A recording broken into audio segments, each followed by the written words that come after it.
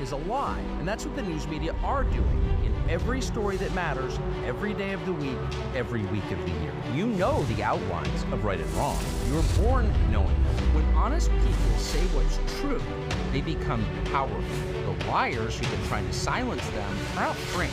And the second you decide to tell the truth about something, you are filled with this power from somewhere else. The more you tell the truth, the stronger you become.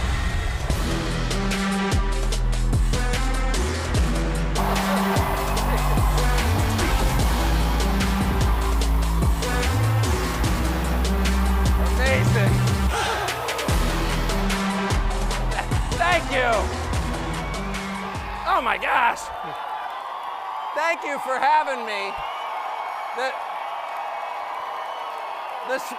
Yes! Thank you.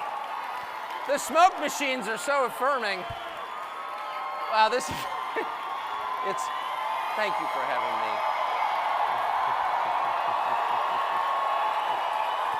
Thank you. It's funny, I was just standing, first of all, may I say, go Megyn Kelly. I mean, that was awesome. Thank you. It's pretty. Thank you. I don't think most unemployed people get a reception like that. And in a recession like this, to find yourself without a job and people still being nice to you is like unbelievable. I was standing on those stairs. No, I have a job. I'm just kidding. Well, I love you too. Thank you. I was standing on those stairs and I saw the intro and I was like, that's the most TV I've watched in 3 months. And I have to say, it feels absolutely great. Thank you very much for having me.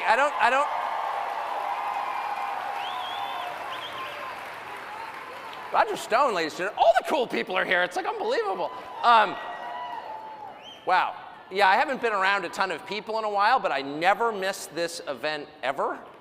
And I meet the nicest people really that I ever meet at these. So thank you for having me. I just flew in from Iowa. Thank you.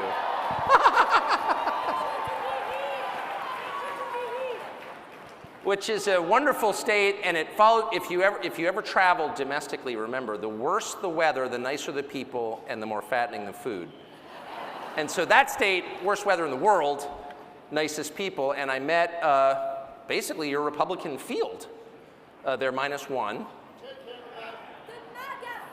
Yeah, exactly. So I got a chance to interview the Republican presidential field, again, minus the front runner, and it was completely fascinating. And as it always is to be around politicians, politicians are a group that I despise on principle because they tend to be soulless and have kind of barren and sad personal lives, and so they, spend their days trying to win affirmation from people they've never met. It's pathetic. But in real life, no, it's true. They all have alcoholic or abusive fathers to whom they're trying to prove something. But in practice, in person, I mean, they're all super charming. I mean, there's not a politician in the world who's not charming. That's why they went into this business. It was either that or selling cars, and this was more lucrative, so they went into it. So I like almost all of them when I meet them. I mean, you can't not. They can talk about anything. They've mastered the sort of shallow small talk over coffee, which I definitely appreciate. That's an acquired skill, and they've worked hard at it. But I have to say, after spending all day with them, I learned a couple of things which I think may be relevant to you and to the country. And a couple of things, and I don't want to attack anyone on personal grounds or by name. It's tempting. I will say it's tempting. Whoever said do it, you're the devil on my shoulder. Do it! I've spent my whole life. No. But if I could make some general observations, which I think are more edifying than just like savaging Mike Pence, I think, which I'm not going to do, because that would be wrong, and it would be wrong because it's too easy. And the easy things are not rewarding, are they? You don't feel good when you beat your 5-year-old in soccer or ping pong. Like what? But I did learn a couple of things. It was super, super interesting. The first thing, I guess I already knew it, and you know it already, that's why you're here, which is the spread between the things that Republicans in Washington, the people you vote for and put there, care about, like actually care about, you know, pretend to care about a lot of things, but the things that really touch them off, that matter to them, very different from the things that matter to the people who vote for them. And you kind of thought that would change, you know, because we did have an event several years ago where Republicans elected a guy basically on the promise to blow up the Republican Party, and you thought, you know, that would get their attention. If your wife runs off with the pool boy, it's like time to reassess your skills as a husband. Like, you got to pause just for a moment and be like, yeah, it's bad, but maybe I contributed to her behavior. Most self-aware people, and I'm being serious, ask themselves that question. Like, how was I responsible for this bad thing that happened? But there's been literally none of that. It's been all blaming the pool boy in Washington. So I don't see that changing at all. Maybe it'll take a next election cycle to do that. But the second more interesting thing I learned is that almost everybody, not everybody, but almost everybody in elected office in the Republican Party has internalized the other side's rules for debate. And if you think about that, there's no really more self-defeating way to go into politics or life than to accept the terms that your enemies offer before the conversation's even begun. Because there's really no winning. In other words, if you and I are arguing about something, but I've already decided you're right, probably not gonna get very far, right? And you see this on the big issues. In fact, the biggest issues without variation. It's always the same. The Republican goes in knowing in his heart he's wrong. And I feel like there are probably a substantial percentage of Republican voters who do the same without knowing it because they don't have any idea it's happening. So for example, during COVID, there were people who didn't kind of play along. We knew what the rules were. And every organization in American life, every large group of people in American life, from, well, really from your government to the entire media, in some cases your church, we're all telling you the same thing. Here are the rules. If you are a good person, you will follow these rules. You will mask, you will separate, you will stay at home, you'll take our shot. No, we have no idea what's in it. We don't know its long-term effects, but shut up. This is a moral test, and if you want to pass, you will obey. And there will be people who decide to opt out, but they are, and everyone agreed on this, moral criminals. They're outlaws. And it's, well, I mean, given there's a certain sort of outlaw who's proud of it. They're sitting over there, they're standing right here. I mean, there are always some people. There are always some people who are going to be or gifted with whatever that weird gene is. It's like 8% of the population who are proud to like stand apart and be like, no. But most people, including most good people and most sensible people, don't want to be in that 8%. You know what I mean? They just don't. They don't want to be cast out of the tribe, actually. I don't know what you said, but I agree with you. I'm the only speaker who likes being shouted at. Anyway, but that's it. But the problem is nobody pushed back on the fundamental terms. Like, wait a second.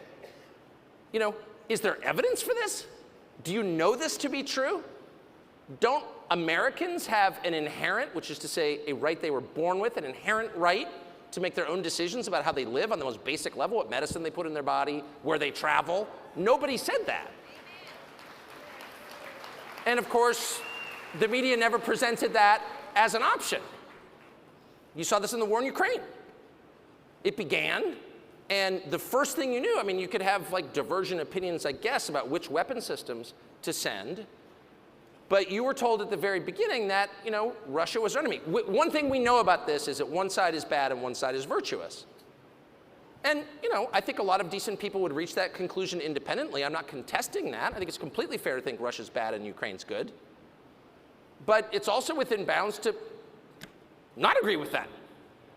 Because if you're an American, you have the right to decide who you hate. okay? That is a fundamental right.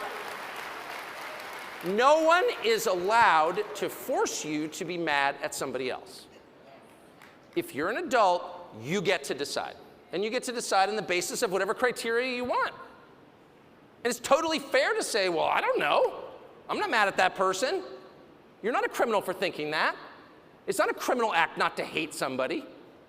So it's totally fair to say, well, wait a second. You know, it's not an expression of love for Russia to say they haven't killed any Americans. Why is that crazy? That's true. I said to one of the candidates yesterday, I mean, look, I've never been to Russia. I'm not that interested in ever going. I don't speak Russian. I'm born in this country, kind of probably plan to die here. Hope to. But let's just do the body count. So what's the total number of Americans murdered by Russia in the last 3 years? I'm thinking, I'm not great at math. I think it's around 0 in that range. I don't know any. I do know 2 people well personally who've died from fentanyl that was manufactured in Mexico and allowed by the Mexican government to come here. Now, I'm not against Mexico. I grew up right next to it. I kind of like Mexico, actually. But the Mexican government allows that. And over 100,000 Americans die every year from that poison. Not because they were drug addicts who took too much, but because they were poisoned. Because they were taking a pill they thought was something else, and it turned out to be fentanyl, manufactured in Mexico and allowed by the Mexican government to come here. And so that's 100,000 a year. That's hundreds of thousands of Americans dead, mostly young people. Well, or sure, or more. Or more. So if you had a country that allowed hundreds of thousands of your fellow citizens to die at, say, age 23, and I'm sure every person in this room knows someone or knows someone who knows someone who's died. It's not some abstract epidemic. It's so big that everybody knows somebody. It was like the height of the pandemic. An outlaw I know, possibly my wife, said to somebody, how many people do you know who've died of COVID? And I was like, well, you know, a lot. Well, who are they? Well, like a friend of mine's, her grandparents died. What was her name? I don't know, his grandparent. How old was she? Well, you know, late 80s. Okay. How many people do you know who've been injured by the vaccine? Well, a ton. So, I don't know, at a certain point, you can draw conclusions from that. A scientific assessment? No, but it's not irrelevant. So on the question of Russia, if you begin the conversation with, this is an evil country that has hurt America and we have to go to war with them, well then there's kind of no debate about it, is there? I mean, no one would defend Nazi Germany. They killed many tens of thousands of Americans. You can't defend them. No decent person would defend that. But in the case of modern Russia, you're not even allowed to think that. And once you're prevented from thinking something, you are completely controlled by the person who's convinced you of that. And the effects of this to me, just as an observer, I mean, in my life, I just try to stay unaffected by the propaganda. That's like the main goal of my life every morning. Just to stay unaffected, just to look around and try to assess things cold. What are we looking at here? You don't have to be a genius to do that at all. It doesn't even, I'm not a genius, that's for sure. But just look out and like, what does this look like? Drive across America for 3 hours. Is this what you remember from 5 years ago? Does it look better or worse? Are there more people sleeping on the street? Is it dirtier? Is there graffiti? Graffiti? Ooh, graffiti. What is graffiti? That's not art. It's vandalism. And when it's allowed to stand, what does it say? We've given up. We don't care. We're allowing people who create nothing to destroy what we built, and we're not fighting back. Graffiti is like one step from total society collapse, period. What you're saying when you allow graffiti is we have no self-respect at all. We don't care enough about our civilization to keep it clean, to keep it pretty. Previous generations worked their whole lives, gave everything they had just to like put in sidewalks, just to put in gas lines, just to build concrete buildings, and we're letting someone who's never done anything of value for our society destroy it with vandalism, and we don't have a problem with that. Well, no, it's not a big deal. It's just graffiti. They're graffiti artists. No, this is a sign of the collapse of civilization, period. But you're not allowed to think that. So if you allow propagandists to set the terms, and if you're playing soccer against somebody and he's like, here, totally fair match, we're evenly matched. The thing is that when I score a goal, it counts, and when you do, it doesn't. Totally fair. Let's just agree to that. Probably not going to win. But yesterday, I sat and watched. I kept my temper the entire time because it's not up to me who the Republican nominee is at all. I'm just an unemployed talk show host, so I thought I'm going to try to keep myself out of it. But I raised the question, it was a completely fair question. There are clergy in Ukraine who are being thrown in prison. Convents raided, nuns kicked out, priests handcuffed, thrown in jail. So, I mean, on one level you think, well, it's not my country. You know, they do all kinds of barbaric things around the world. You can't be upset about all of them. Much more interested in what's happening in El Paso than I am in Kiev. On the other hand, if I'm paying for it, and if I'm sitting here listening to moral lectures about how I have to pay for it or else I'm a tool of Putin, I think it's fair to ask, like, what is that? Throwing priests in jail? And so I asked a self-appointed Christian leader about that, and I said, what do you think, as someone who's spent his life advocating for religious freedom, about raiding nunneries and throwing priests in jail? And he said with a straight face, well, they had the wrong views. Okay, I'm sorry, I didn't realize what the boundaries were. So you have religious freedom or freedom of speech or freedom of assembly as long as you stay within the lines, but if you express an unapproved view, then you go to jail. But that's freedom, isn't it? You do exactly what I tell you to do, or else I imprison you. Is that the freedom that you recognize? No, that's insane.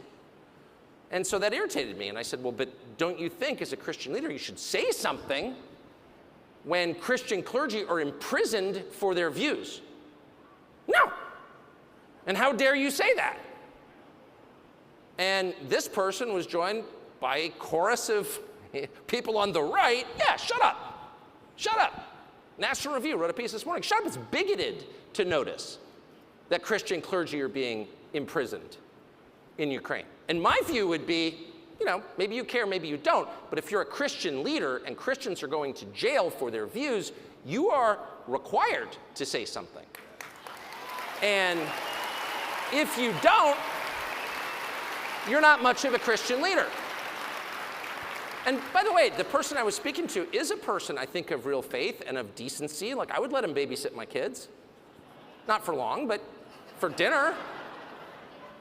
I mean, I don't think he's like an evil person. He's not a secret serial killer on Long Island or something that I know of. But he, with a straight face, told me this. And he said, but what Ukraine really needs, and I say this as a Christian leader, is more cluster bombs. And I thought, well, you know who it was. And I thought to myself, more cluster bombs. Now, I am not a Bible scholar. But I'm pretty sure, having read 4 out of 4 Gospels, that like Luke 17 doesn't call for shower cluster bombs on the children. In fact, I'm just going to go out on a limb as a non-theologian and say the overriding message of the New Testament is bring peace. And this person, because that's what it says. And this person with a straight face got almost weepy at the prospect that the government that's imprisoning Christians doesn't have enough missiles and tanks, which is, maybe it's a fair position. It's not a legitimate position for a self-described Christian leader to have. It's just not. I'm sorry. That's disgusting. And this person said to me, we need to do this because that's what leadership looks like. And I thought, I've never been a diplomat. I'm the father of many children. And I don't have a PhD in leadership, but I know what parental leadership looks like, paternal leadership looks like. And if 2 of your kids are in a brawl, maybe you think one's right and the other's wrong, but it doesn't matter. What do you say? Beat the crap out of him, he's wrong. No. You say, Dad's home, knock it off. And the first thing you do, because you are in charge, not the children, you're in charge, you're dad. The first thing you do is you stop the fighting. And then you take him into separate rooms and you administer whatever lesson or justice you think necessary. But they're not allowed to fight with each other because you're home. Because you're leading your family. And there may be a way in which international leadership is totally different. than managing a house of 4 kids and 4 dogs, but I don't know what that way is. If you're the leader, the last thing you do is sow more chaos. You stop the chaos. Leadership is bringing order and regularity and predictability to a chaotic scene. Wait till your dad gets home. What, dad shows up drunk and is like, keep hitting him. Bad dad. A man, in fact, unworthy of the name dad. That's not leadership. It's an abdication of leadership. It's a perversion of leadership, and it's disgusting. And that is exactly what, in the name of American leadership, this administration, with the full participation of the Republican Party, is foisting on the world. And it's insane. Yeah, well, I have to say, you know, whatever you think of Trump, he's pretty clear on this. And they hate him for it, actually. They hate him for it. And if I can just say, the foreign policy stuff, which if you grew up in this country, once again, as I did, you're not really used to thinking about because, like, it's literally oceans away. And there are, like, all these primitive people out there doing primitive things, tattooing their faces and being, you know what I mean? They're foreigners. Who knows what they do? I get it. I grew up like that. I was proud to be an ugly American, and to some extent I still am. I'll have the pizza, please. Amen. Amen, baby. I'll have the pizza, please. I'm an American. And by the way, I'm proud to order pizza in Paris and often have. So it's not, okay, but if you're an American, like, you don't think about it. And there is this sense in which foreign policy is like the one big thing that government does that's not subject to democratic vote, which is to say voter control. It's like, it really is about as patronizing as you can get. It really is, shh, men are talking. I mean, that's really what they're saying. I'm sorry, you a foreign policy expert? Are you? What do you know? How many years did you spend in the diplomatic corps? Did you go to Fletcher School? I don't think you did. Oh, well, it's my country, actually. And you're doing this in my name with my money and potentially my children. So whether you want my input or not, you're going to get it. But that truth, that democracy requires the public to sign off on wars, is totally alien in Washington. And that's exactly why they like it. It's exactly why they like it. If you were to try to get some, you know, trans rights bill through the Congress, like, you couldn't get it through. Because people are watching, and they should be, and amen. And the democratic process works that way. Probably not going to pass a bill in the United States Congress, even if Democrats control it, that says, you know, basically no more men's and women's bathrooms. We're all going to be in one latrine together, and we're going to like it. That's probably not going to happen, because nobody wants to defend that. But sending cluster bombs to a government that's imprisoning Christians and stealing the money, like, that's kind of not your business, America. And so they can collude and do it together. That's the truth. And the fact that Republicans have allowed this, and that even now, and again, even if you think we should be supporting Ukraine militarily, which is, I think, a legitimate, I don't share that view, but I think it's entirely legitimate. And I think there are a lot of awfully nice people who feel really bad for the Ukrainians. I actually feel really bad for the Ukrainians myself and think Russia shouldn't have invaded. I agree with that. But it almost doesn't matter where you are on this question. If you can't have an adult conversation about it, which begins with the very obvious question, why should I be mad at Russia? Like, why? Shut up! If the answer is shut up, or if the answer is to accuse you, an American citizen who loves your country, whose ancestors fought to defend it, of disloyalty to your country by people who care not at all about the United States, it's too much. It's just too much. It's too outrageous to stand. But what I will tell you, if you want to know what really, really matters to them and to you and to the future of the country, consider the things that you were not allowed to say.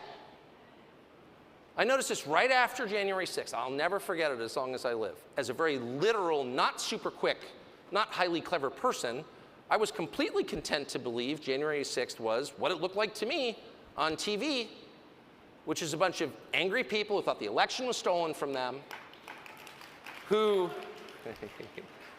appropriately went to confront the people they thought stole it. So like George Floyd gets killed and all of a sudden they loot Foot Locker. What did Foot Locker have to do with it? I will say, in Republican primary voters' defense, they were mad at the Congress. They went to the Congress. They didn't loot any liquor stores. They just went right to the source. That's true. It wasn't like, oh, they stole the election from us. Let's loot Macy's. All right. But anyway, so I saw this and I was like, yeah, okay, it was people super mad. They thought the election, I mean, this was January 6th, so like, it was, you know, it took a long time for me to figure out what happened, just being honest. I think I'm just too old, and so it's like hard to notice when things change, like certain assumptions you have, like, yeah, of course it's on the level. They wouldn't actually like subvert an election. And as someone very smart said to me, really, people kill each other over insurance claims? This is running the world. Like, what wouldn't they do? Oh, right, good point. Anyway, but I just kind of didn't think too much about it. Like, I'm definitely opposed to vandalism. Anyone who breaks windows is not my friend. I hate that. Have you ever glazed a window? You ever put in a window? It's really hard. I mean it. If you don't think it's hard, try it. You get the size wrong, it doesn't fit, put little pins in, it's ridiculous. It's like an all-day affair to replace a divided glass door. Anyway, so I don't like that at all. And I said that, I don't like it. And within like about an hour, I heard people say, well, that was a racist insurrection. And I was like, really?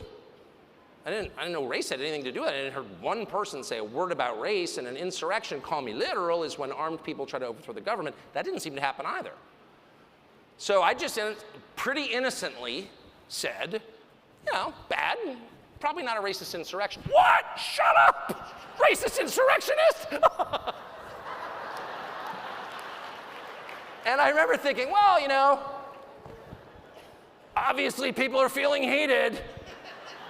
But like in a week or so, when, you know, the emotional devastation of this second 9/11/Pearl Harbor wears off, people calm down and come to their senses, and you can have like a rational conversation. Trip West, I see you in the front row. Sorry, I just saw a friend of mine sitting right there. We can have like a rational conversation about what this actually was and why. And at a certain point, because I really believe in cause and effect, someone will say, well, why were these people so mad? They, you know, none of them had criminal records. They were like grandmoms with diabetes and like a lot of debt. They're the least powerful people in our society, like legit the least powerful. And why were they so mad? Like, why did they take the bus from Tennessee to go jump up and down in front of the Capitol? Like, something probably had better things to do. And then maybe if they think that the election wasn't fair, we will sit them down in a very calm, rational way and be like, I get it. We said that Biden won by 81 million votes. There's 15 million more than Barack Obama. It seems like a lot. Considering he didn't campaign and he can't talk. But you know, there was just something about him. It was that magic, and you know, maybe you didn't feel it. It's like pistachio ice cream. It's not a flavor for everybody. But the people who like it really like it, 81 million. So settle down. And by the way, we have the source code in the voting machine software, and we've looked at it. And it's totally on the level. We've double checked.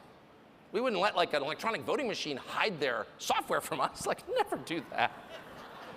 And the drop box is like totally monitored by law enforcement. And every person who voted had to prove he was who he said he was with a government issued ID. Like, settle down. And I would have said, fair enough, because I want to believe in our elections. Who doesn't? And in fact, the people at the Capitol on January 6th are exactly the ones who most want to believe in our elections. They're the ones who carried the pocket constitution. How many CNN anchors like deeply believe in the American political process? They put you in a camp if they could. Shut up. They have no interest in the process at all. But the people who really believed in it were naturally the most shocked and the most upset to believe it wasn't real. But anyway, I thought we would have that conversation at some point. You know, I never supported, and I will never support vandalism, period. But I did think, well, maybe the upside, this, Ashley Babbitt's killing, clearly in retrospect to murder, you know, it'll amount to something. We can have a national conversation about this. And I'm completely for national conversations. But every year they promise us a national conversation. Well, on race, we need a conversation on race. Okay, shut up. Okay. National conversation means no one's allowed to talk except the people who called for the national conversation. And they never stop talking. But anyway, we never had any conversation about that. In fact, anyone who tried was deplatformed, debanked, basically hounded out of public life in America, bankrupted, in a lot of cases put in jail. Yeah, or fired. Oh. Or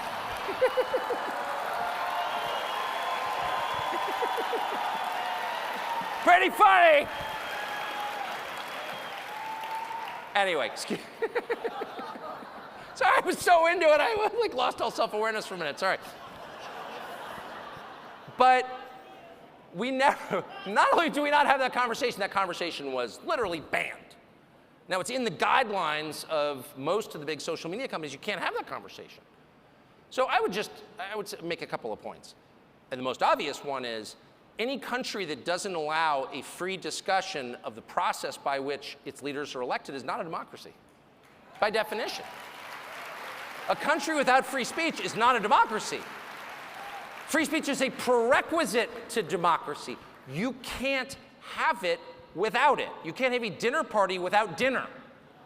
You can't have a democracy without free speech, period. So there's that. So whatever you tell me, and by the way, it's so interesting, and narcissists are this way, the projection involved. It's like whatever it is they're doing, and I mean at a precise level, is exactly what they accuse you of doing. You're attacking democracy. Really, I like democracy. Democracy would give people without money and without a TV show some voice in how they are governed. Therefore, I'm for it. And they want exactly the opposite. So the middle class in America, which has been not the majority since 2015, an anniversary that nobody noticed, has less economic power than it's ever had. That's why Trump got elected, in my view. And now it has less political power than it's ever had. So if you are taking power away from large segments of your population, you are by definition attacking democracy. That's exactly what you're doing. There's no other name for it. So that's the first thing I noticed. In the name of defending democracy, we took away the things we need to have democracy, which is our core freedoms guaranteed in the Bill of Rights. Just as in our war for democracy, we are supporting a government, paying for the entire government that has banned opposition parties, put opposition leaders in jail, shutting down free speech, now shutting down an election, and putting dissident priests in prison. It's such a democracy they don't have elections anymore. That's how pure a democracy it is.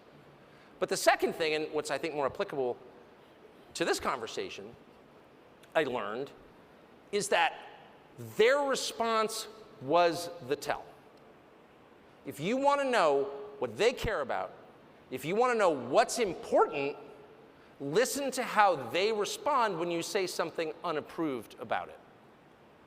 So if you were to, I don't know, write a post on Facebook tonight and say, I think Papua New Guinea is the most powerful nation in the world, you would get not a single response other than someone's been smoking weed again. No one would care. It's like demonstrably untrue. That's why the flat earth people have been able to cruise beneath the radar for so long. Because and by the way, I'm not discounting that possibility for the record in case any are here, because I am an open-minded man. Present me the evidence of its flatness and I will amplify it. But the point is, when something is clearly or very likely untrue, it poses no threat to anyone. What's scary and what will elicit a response are true things. No one is punished for lying. People are only punished for telling the truth.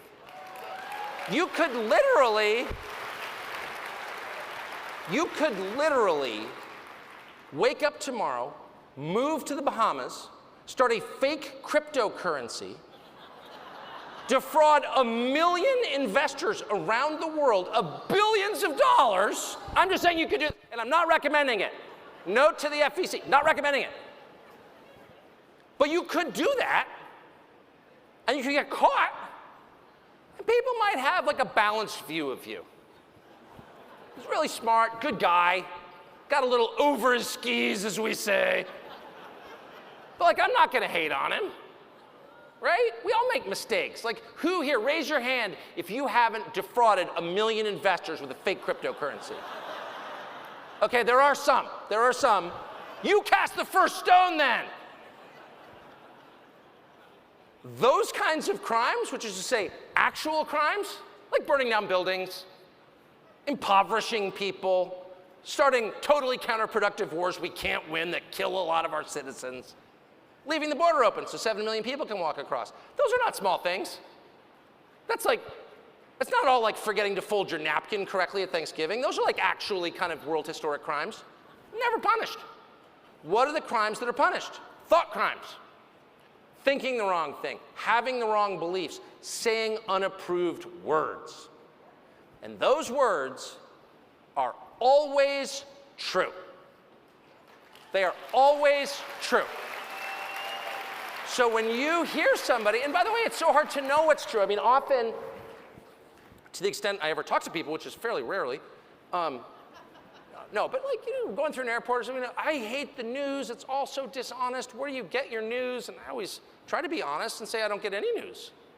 I don't read any news. Are you joking? I haven't had TV in like decades. I wouldn't read the New York Times at gunpoint. I don't want that in my head.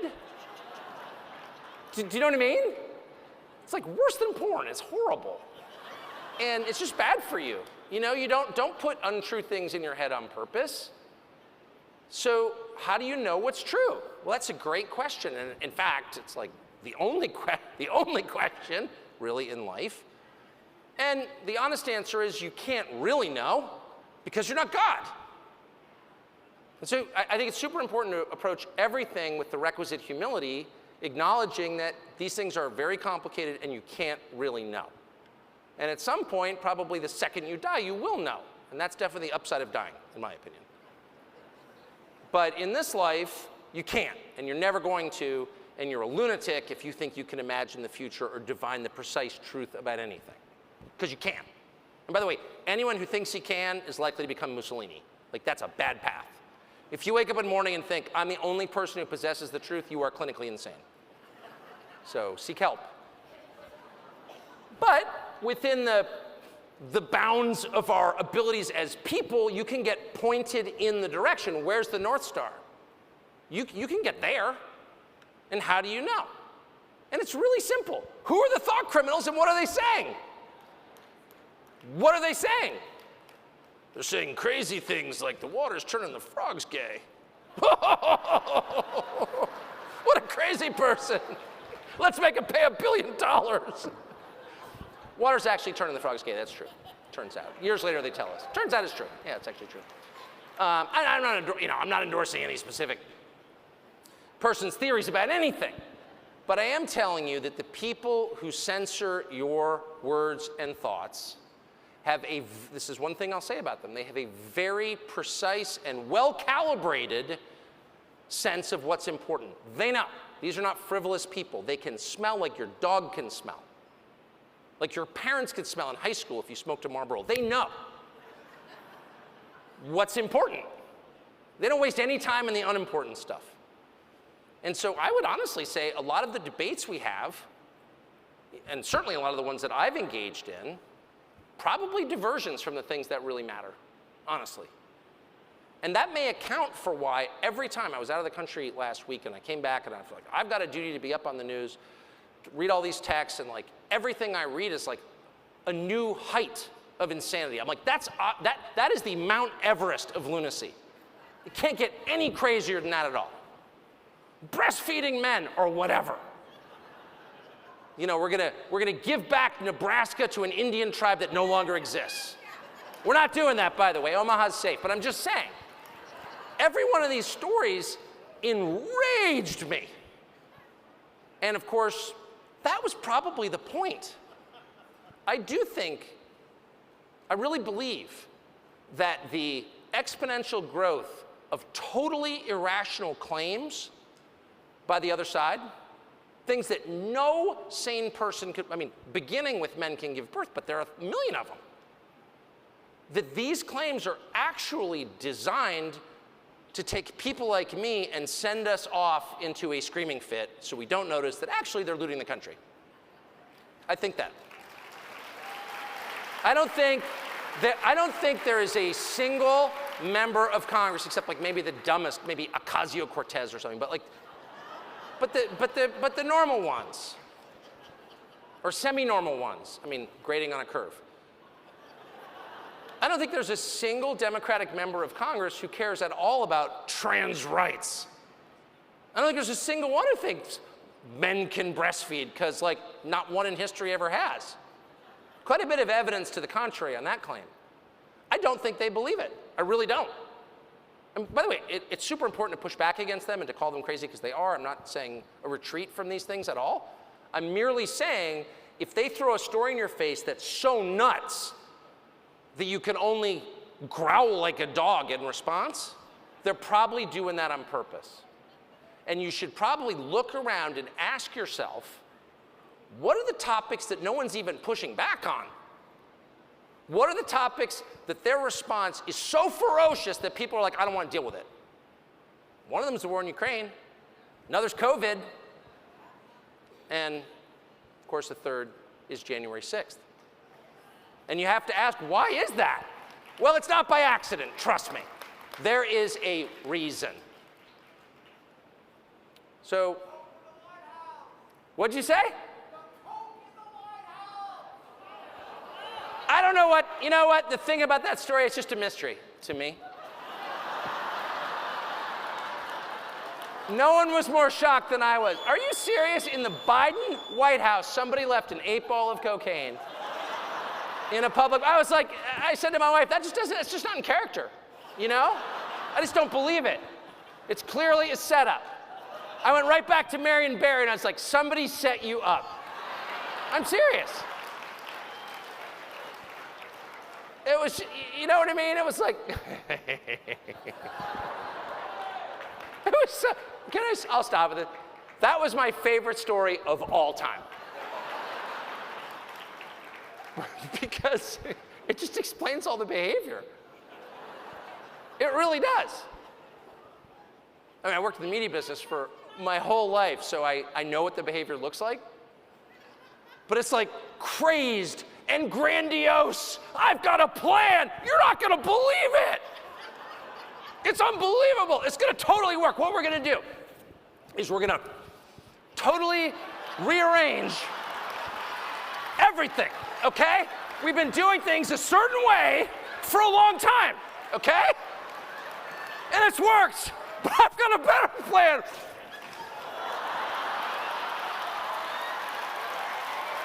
And that's their entire approach.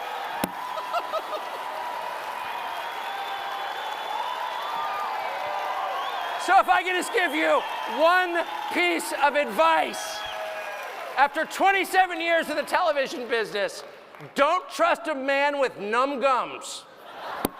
Thank you.